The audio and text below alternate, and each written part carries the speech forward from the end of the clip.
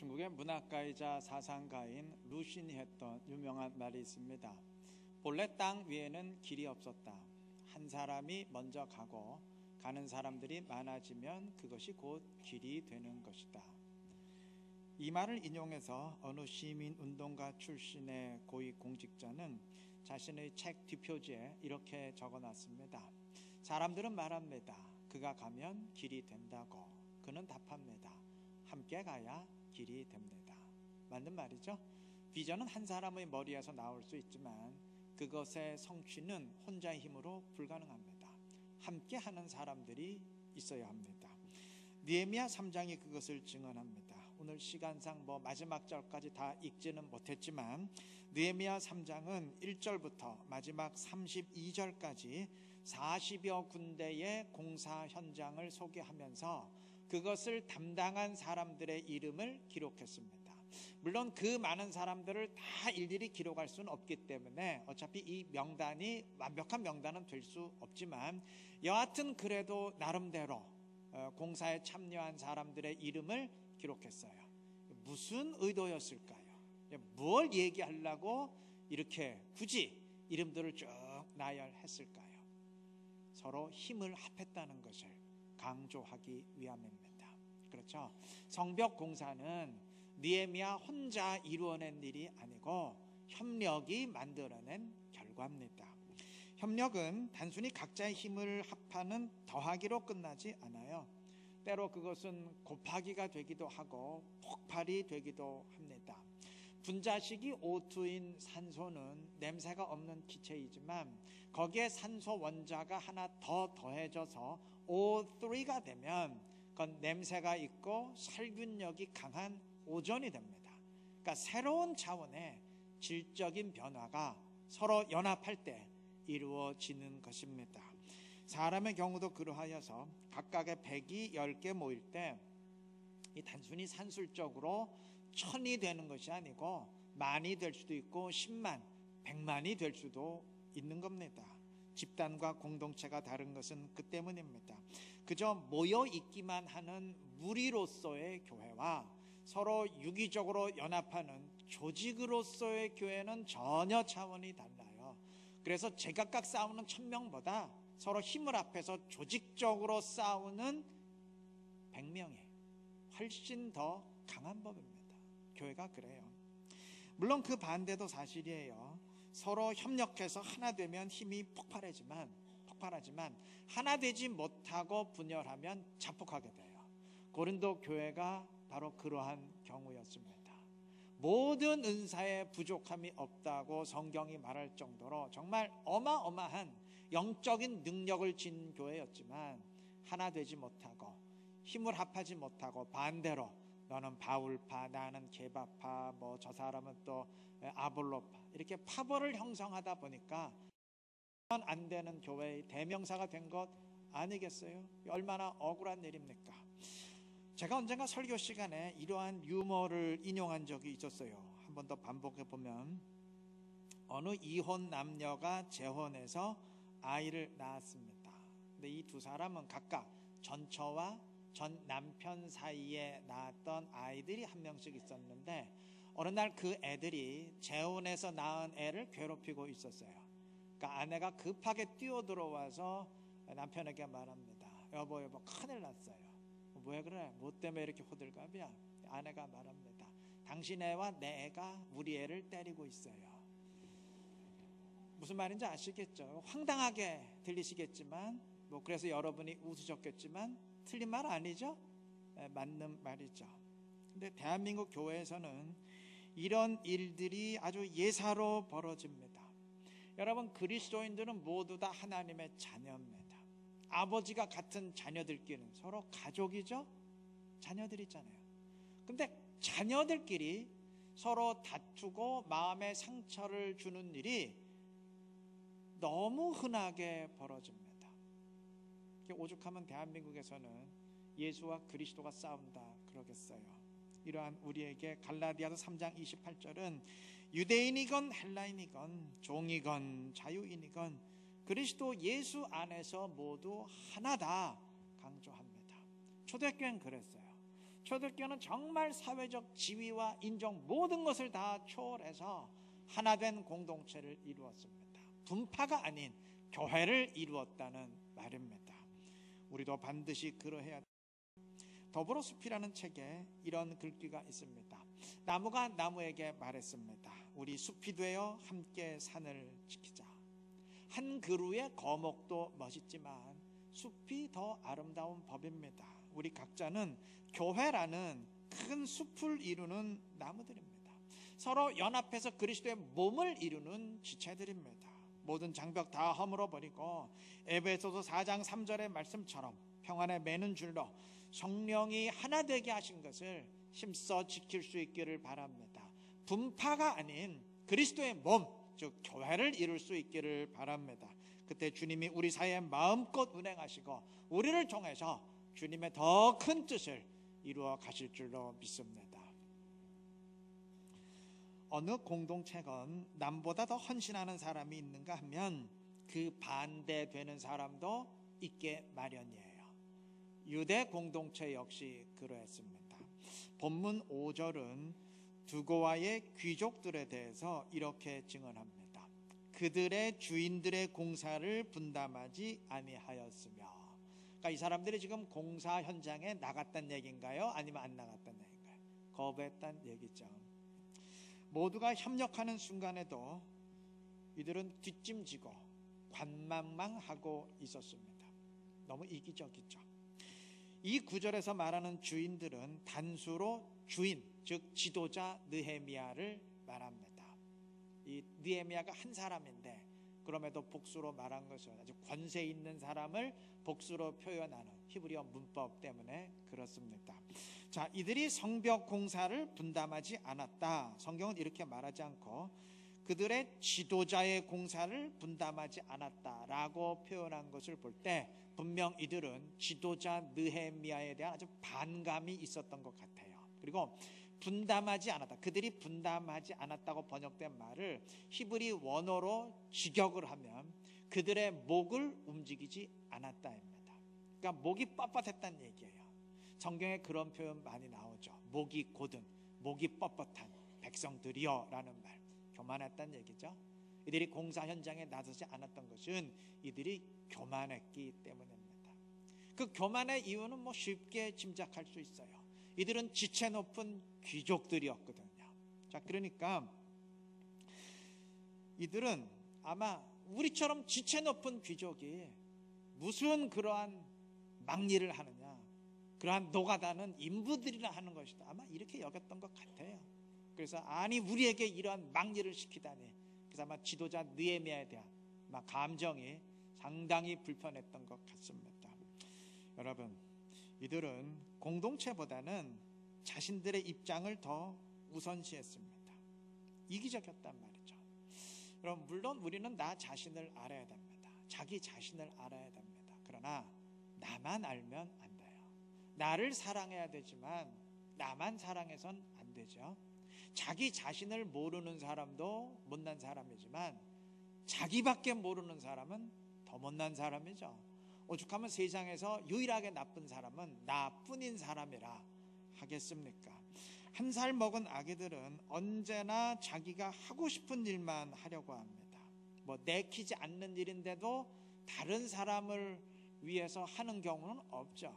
절대 아기들은 그런 경우 없죠. 그러나 이제 나이를 들고 나이를 먹고 이제 성숙하게 되면 그때부터는 때로는 하고 싶은 일도 참아야 되고 또 하기 싫은 일도 해야 되는 것이 인생이라는 것을 깨닫게 되고 또 실제로 그렇게 하죠. 그것이 성숙의 증거인데, 여러분, 성숙은 언제나 생물학적인 나이와 비례하는 것은 아니에요. 인생을 오래 살았어도 미숙한 사람이 있고 반대로 나이는 어려도 그 반대인 사람이 있습니다. 영적인 나이도 마찬가지예요. 신앙생활 오래 했어도 늘 자기중심적인 미숙한 사람이 있는가 하면 신력은 일천에도 교회를 먼저 생각하고 공동체 먼저 생각하고 주님의 나라를 먼저 생각할 줄 아는 성숙한 사람이 있습니다. 성경이 두고와 귀족들의 태도를 의도적으로 고발한 것은 우리는 그렇게 하지 말라는 반면교사죠. 그 반대로 하라는 의미입니다. 성경은 이들과 정반대되는 사람들을 동시에 소개합니다. 여타의 사람들보다 곱절로 2배로 헌신한 사람들입니다. 이들은 단순히 자기가 맡은 한 구역만 공사한 게 아니에요. 자원해서 나는 한 구역 더 하겠습니다. 우리는 하나 더 하겠습니다. 그래서 자기가 맡은 것 외에 하나 더 사람들이에요. 4절에 언급된 무레못은 21절에 의하면 다른 구역을 하나 더 맡아 공사했습니다. 그리고 4절에서 같이 언급된 무술람 역시 30절에서 두 구역을 맡아 공사했어요. 오늘 8절까지 읽었는데 8절에서 언급된 하나냐 역시 30절에서 다른 한 구역을 또 맡아서 자원해서 봉사했습니다. 두고와 귀족들이 실망을 주는 사람들이라면 이들은 뭔가 뿌듯한 감동을 주는 사람들이죠. 사람의 마음을 흐뭇하게 만드는 사람들이죠. 여러분, 기대에 미치지 못할 때 오는 것이 실망이라면 감동은 기대했던 것을 훌쩍 뛰어넘을 때 전달됩니다. 오리를 가자고 하는데 딱 오리만 가고, 왼뺨을 칠 때 나도 오른뺨을 치는 식이라면 거긴 감동이 있을 수 없죠. 감동은 오리만 가도 되는데 심화 줄 때, 그때 일어나는 법 아니겠습니까? 아마 두고와 귀족들은 우리처럼 지체 높은 귀족에게 어찌 그러한 막일을 시키느냐, 어떻게 손에 흙을 묻히는 그러한 일을 시키느냐 괘씸하게 생각했는지 모르지만 따지고 보면 그렇게 생각할 일이 아니죠. 요즘 제가 새벽기도 인도하는 날은 이제 민수기를 이제 한 장씩 읽고 있는데, 지난주에 민수기 4, 5장에서 하나님이 레위 지파에게 맡기신 일을 보았습니다. 레위 지파 가운데 아론과 그의 자손들은 제사장의 일을 감당했고, 그 외의 자손들, 그러니까 고앗 자손, 무라리 자손, 게르손 자손들은 성막에 관한 일을 감당했는데 이들이 그냥 감당했던 것은 아니에요. 이들은 자신들의 그 일을 위해서 5년 동안 철저히 사전 훈련 받으며 준비를 한 뒤에 30살부터 50세 될 때까지 그 일을 감당했어요. 자, 그러면 이들이 감당했던 성막의 일이 무엇이냐? 운반하는 일이에요. 고앗 자손들은 성막의 기구들, 뭐 법궤 이런 거 있잖아요. 그런 걸 운반하는 일을 했고, 게르손 자손들은 그 성막 안에 천이나 커튼 뭐 이런 걸 운반하는 일을 했고, 마지막으로 무라리 자손들은 그것들을 다 제거하고 남은 그 성막 말뚝, 줄 뭐 이런 것들을 운반하는 일을 했습니다. 자, 인간적인 눈으로만 보면 굉장히 황당하게 보일 수 있어요. 아니, 이 사람들이 뭐 대단한 일을 하는 줄 알았는데 고작 이거 한 거야? 실망할 수 있습니다. 아니, 그렇지 않습니까? 상식적으로 생각해 보세요. 이 레위 사람들은 하나님의 특별한 택함을 받은 사람들이에요. 그래서 이들은 그 자신들의 일을 위해서 군대도 다 면제받았어요. 전쟁이 터져도 전쟁에 안 나가요. 그리고 이들은 자신들의 일에 전념하기 위해서 세속적인 직업은 갖지 않았기 때문에 이들이 먹고 살기 위해서는 도움이 필요하죠. 그러니까 다른 나머지 11지파들이 11조를 내서 이들의 생활비를 다 책임져야 됐습니다. 그 정도로 이들은 특별히 구별될 사람들이고 존귀한 일을 하는 사람들로 인정받은 사람들인데, 정작 한다는 일이 물건 옮기고 뭐 말뚝 옮기고 커튼 옮기고 이런 거였어요. 여러분, 이상하지 않습니까? 요즘으로 치면 그냥 이삿짐 센터 직원들 불러서 시키면 될 일이지, 그것을 위해서 국가가 특별히 대우할 일은 아니죠. 그렇게 생각 안 하시나요? 예를 들어서 오늘날 우리나라가 커튼 나르는 일, 뭐 말뚝 나르는 일, 그 일을 하기 위해서 이 사람들은 군대도 그리고 국가가 아주 높은 봉급을 제시하고 이런다 그러면 사람들이 뭐라 그럴 것 같아요? 잘한다 그러겠습니까? 아니면 미쳤다 그러겠습니까? 미친 짓이죠, 인간의 눈으로 볼 때는. 맞아요. 인간의 눈으로 볼 땐 이해가 안 돼요. 그런데 하나님이 그렇게 하셨습니다. 무슨 의미일까요? 그게 아니라는 얘기죠. 우리 생각대로 판단할 일이 아니라는 말이죠. 물론 커튼이나 말뚝 등의 물건을 옮기는 일이 그 자체로는 절대 대단한 일이 아닙니다. 그건 절대 전문직이 될 수 없어요. 아니 솔직히 말하면 굉장히 하찮은 일입니다. 아무나 다 할 수 있는 일이에요. 뭘 그것 때문에 5년 동안 훈련을 해야 됩니까? 오늘 배워서 내일 하면 될 일이지. 그러나 아무리 그 자체로는 하찮은 일이라 할지라도 그것이 하나님의 뜻에 의한 하나님의 일이 될 때에는 그 일은 하찮은 일이 아니고 존귀한 일이 됩니다. 그것을 위해서 국가적으로 특별히 사람을 택하고 온 민족이 그들을 존귀히 여기며 특별 대우해야 할 만큼 대단한 일이 되는 것입니다. 오늘 본문의 성벽공사도 마찬가지예요. 공사 자체만 놓고 보면 그건 손에 흙을 묻히는 노동에 불과할 뿐이에요. 그냥 공사장의 인부들이 할 일입니다. 그러나 그 성벽 공사가 하나님의 뜻을 위한 하나님의 일인 이상 그건 단순한 인부의 노동이 아니고 존귀하고 거룩한 일이 되는 것입니다. 근데 두고아의 귀족들은 이 원리를 몰랐어요. 우리도 마찬가지예요. 내가 교회에서 맡은 일 또는 내가 살아가는 그 삶의 모습 굉장히 보잘것없는 것처럼 여겨질 수 있습니다. 그 자체로는 보잘것없는 것일 수 있어요. 그러나 그 삶이 주님의 뜻을 순종하기 위한 삶이 되고 어떻게 하든 주님의 영광을 드러내기 위한 삶이 될 때 하나님과 그래서 함께 살아가는 삶이 될 때 그 삶은 하나님이 특별히 여기시는 존귀한 삶이 된다는 것을 명심해야 될 것입니다. 아마 두고와 귀족들은 왜 우리에게 이러한 막 일을 시키느냐, 우리가 인부인 줄 아느냐, 우린 귀족들인데 굉장히 기분이 나빴을 테지만 사실은 그 반대예요. 이들에겐 그 일을 통해서 다른 사람들에게 뭉클한 감동을 줄 수 있는 특권이 있었습니다. 여러분, 일반 사람이 공사에 참여하면 그건 당연한 일이죠. 근데 지체 높은 귀족들이 팔 걷어붙이고 삽들고 현장에 나서면 그건 얘기가 달라져요. 감동을 주게 됩니다. 제가 하나 예를 들게요.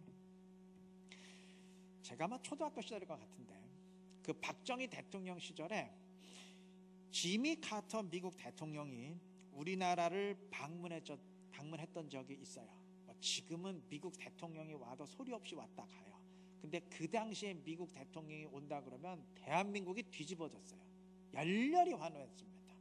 그 지미 카터 대통령이 왔을 때도 마찬가지인데 그 방문 기간 중에 주일이 끼어 있었어요.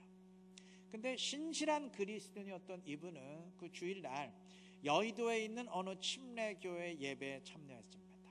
그리고 그 이유를 묻는 사람들에게 내 직업은 미국 남침례교회 주일학교 교사입니다.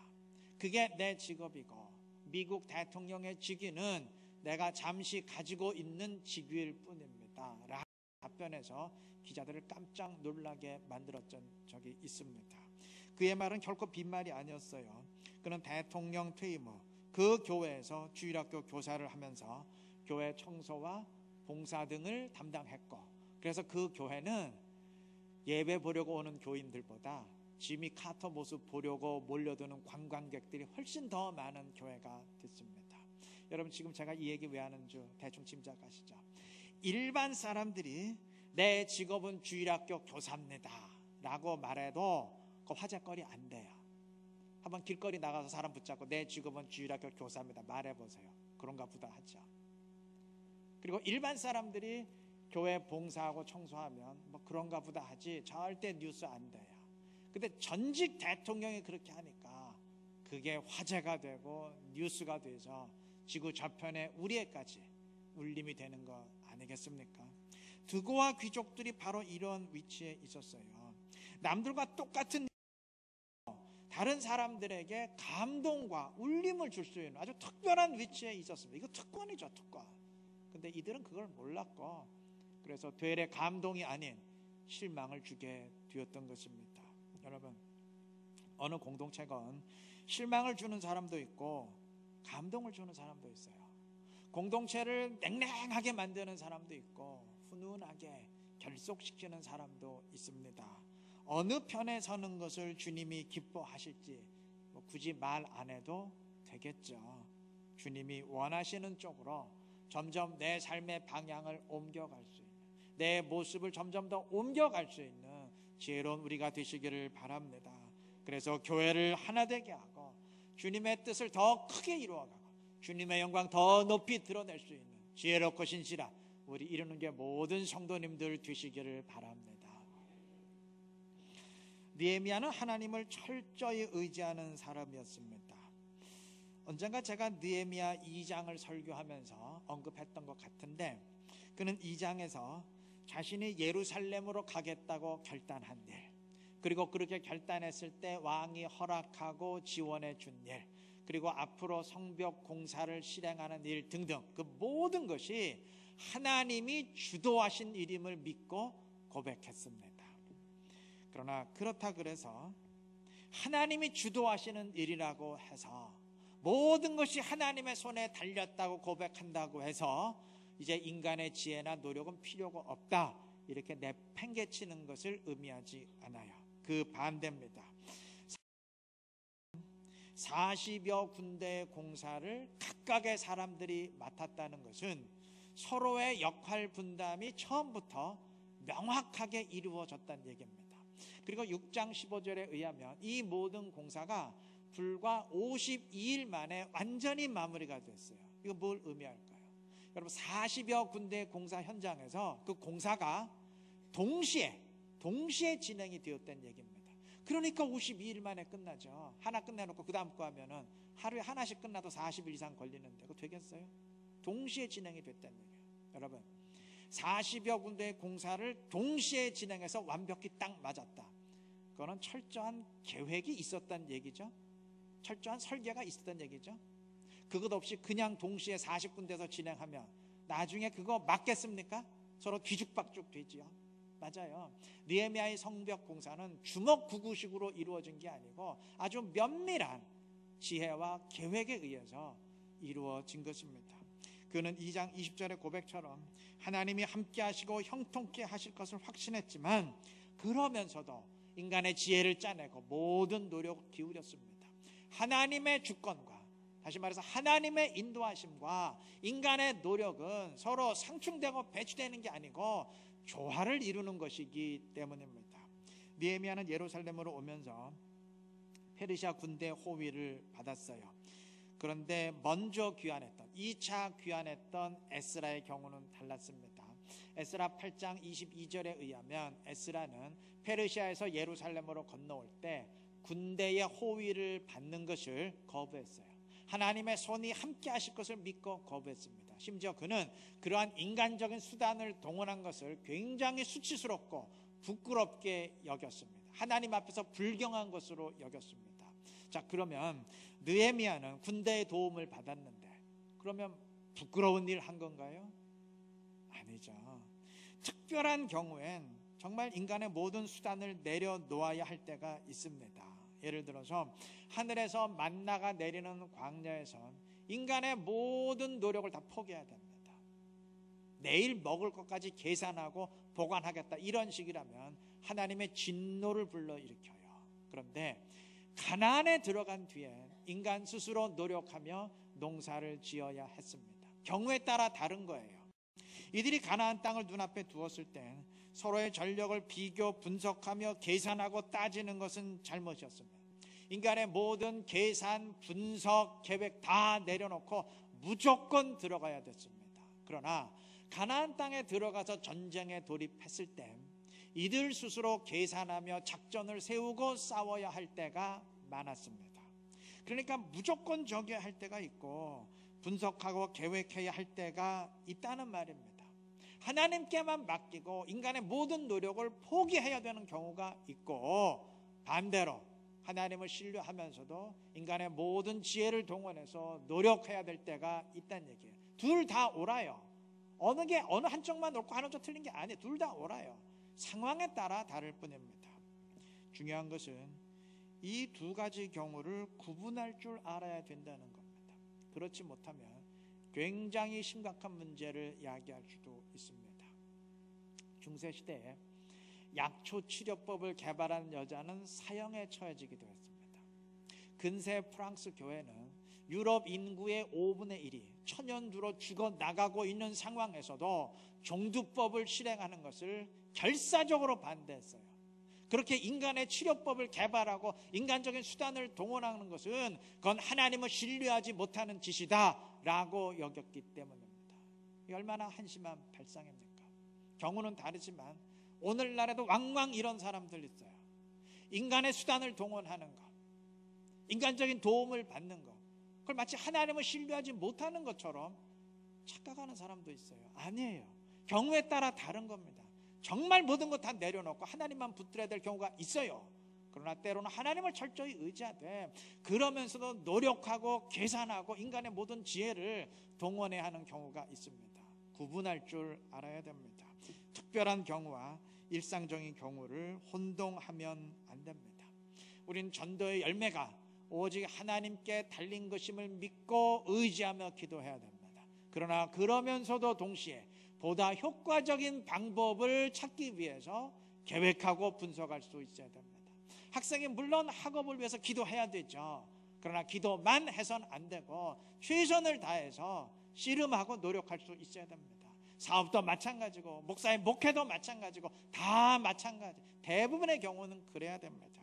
주님은 물론 오늘도 역사하세요. 주님은 물론 살아계신 하나님입니다. 역사하십니다. 그러나 그는 역사하시되 인간의 노력을 통해서 역사하십니다.